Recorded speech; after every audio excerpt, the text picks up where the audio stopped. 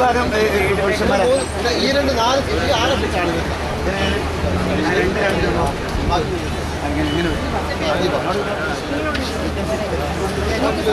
ഈ ആറിനും ഇവിടെ ബുക്കിലാണ് അങ്ങനെ നാല്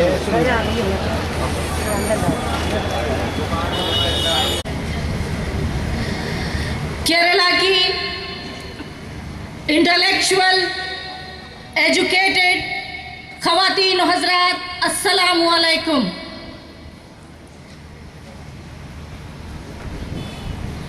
दुनिया का हर बड़ा काम छोटे काम से शुरू होता है और हर छोटी बात के पीछे बड़ी बात और बड़ी बात के पीछे छोटी बातें होती हैं। आइए आज मैं आपको बताती चलूं कि औरतों पर ख़वातीन पर जो छोटे छोटे इल्ज़ामात लगाए जाते हैं उन इल्ज़ामात के हवाले से अपनी बात करूंगी और बात को जारी रखूंगी। ख़वातीन, मैं उर्दू में बात कर रही हूँ लेकिन इसका ट्रांसलेशन बाद को डॉक्टर सफिया आपके सामने सुनाएंगी।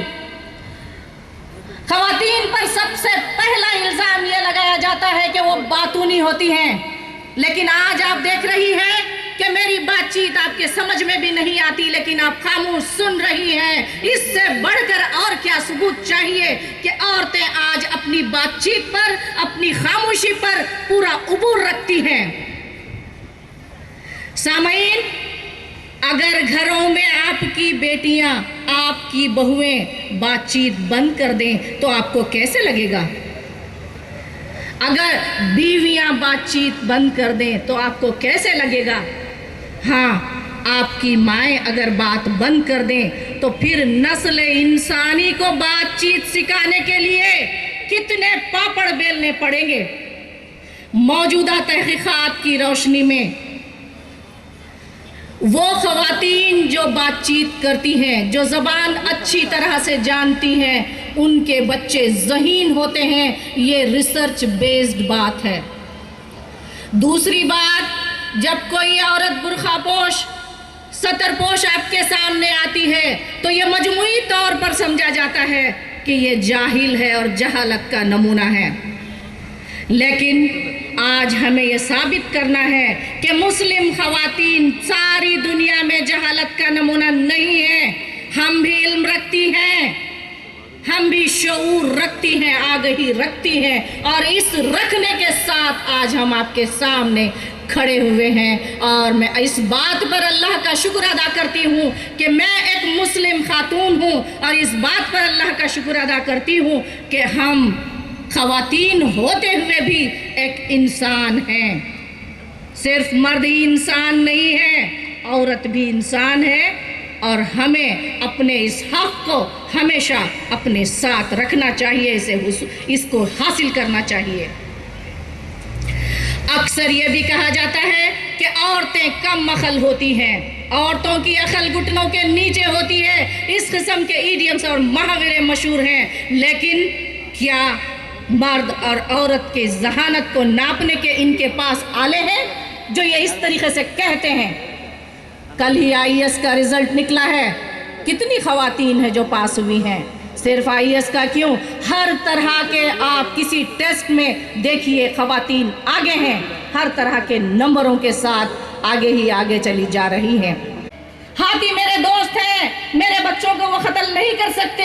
हाँ, वो देखो दूर बकरियां माहौल से बेखबर घास चरने में मसरूफ़ है। शेर और शेरनी दौड़े और बकरियों को ख़त्म कर दिया। ये एक कहानी है, सिर्फ कहानी।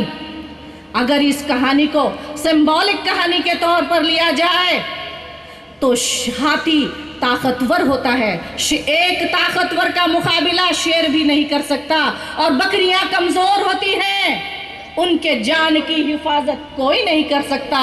तो सामईन, ख़वातीन, आज हमें देखने की ज़रूरत है कि दुनिया की तमाम ख़वातीन क्या बकरियां हैं? इन्हें मजबूर मजलूम क्यों बनाया जाता है? इन पर सितम क्यों ढाए जाते हैं?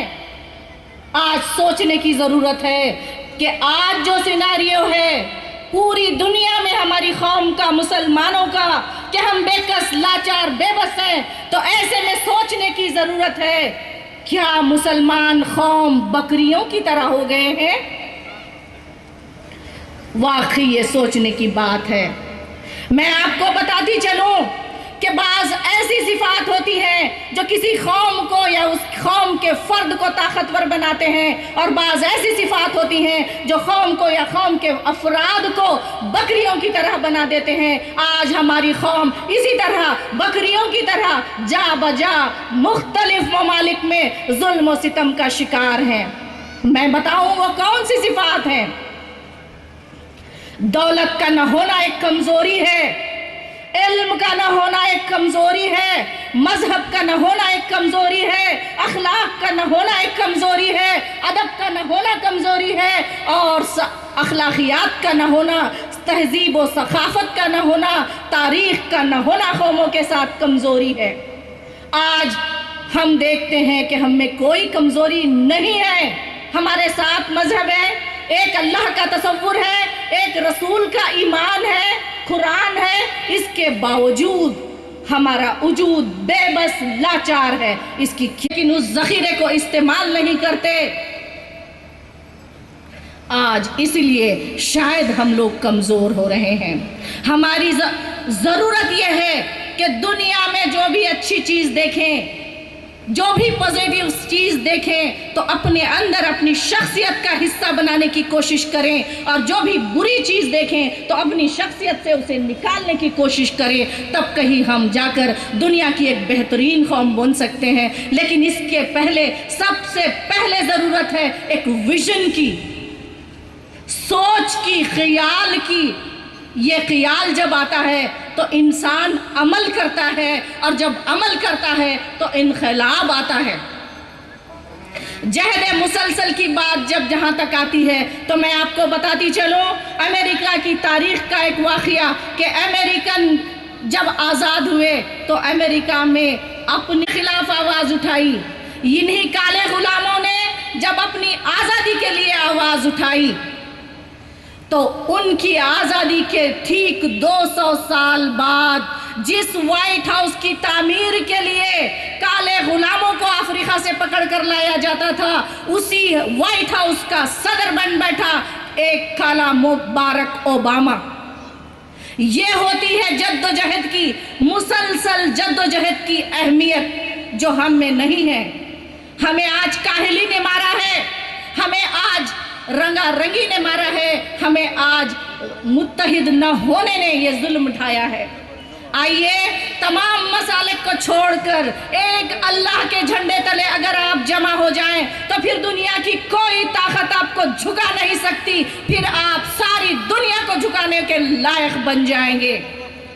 सामईन, कोशिश करना हमारा काम है। दुनिया में कोई इनकलाब, रेवोल्यूशन घर बैठे आता नहीं है। घर में आकर आपका दरवाज़ा खटखटाता नहीं है कि खोलो खोलो दरवाज़ा खोलो, मैं रेवोल्यूशन आ गया हूँ, आपके घर में रहूँगा, आपको तरक्की दूंगा, आपको सुकून दूंगा।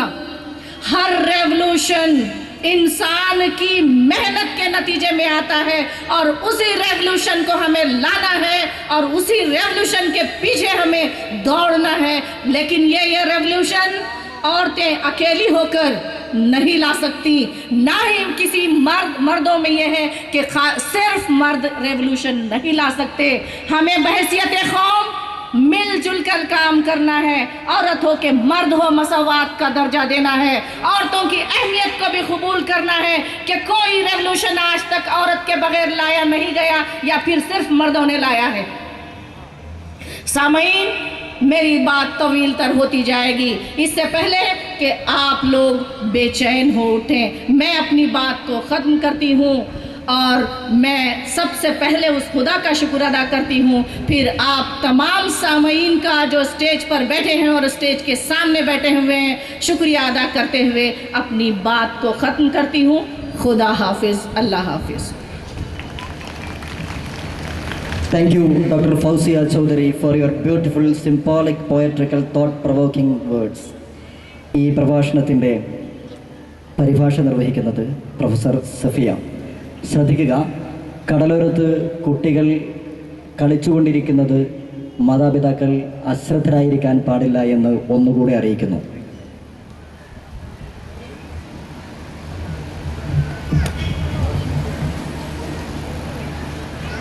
അസ്സലാമു അലൈക്കും വറഹ്മത്തുള്ളാഹി വബറകാതുഹു.